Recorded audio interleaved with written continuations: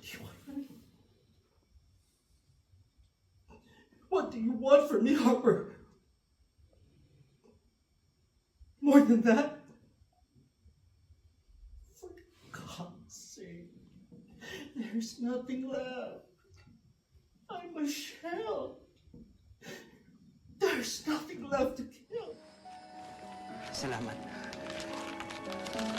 Alam mo na ang gagawin mo, attorney. Ako nang bahala.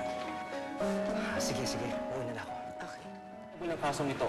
Kaya habang nililitis ang kaso ninyo, ay nandito kayo sa loob ng kulungan. Magtatagal ba kami dito sa loob? Kapag napatunayan guilty kayo, doon pa lang kayo sisintensyahan. Sorry. You're 30 minutes late! Umalis ng client natin dahil hindi ka namin mantay. Sir, I'm sorry. I wasn't able to sleep last night. Alam mo, Jake, the client didn't care.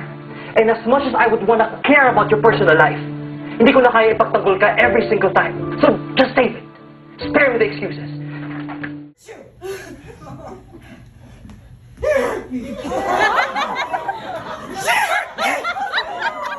Oh, hello. You will hurt me! Everybody will hurt me! Everybody? This is the drugs! From a place they see therapy as taboo. I was ashamed of sharing my thoughts to my parents, to my siblings, to my best friends. It was one of our benefits. Sa kuya ko is Gazali at ang tawag namin sa kanya is Butchukoy. Instead of saying, just kidding, we say,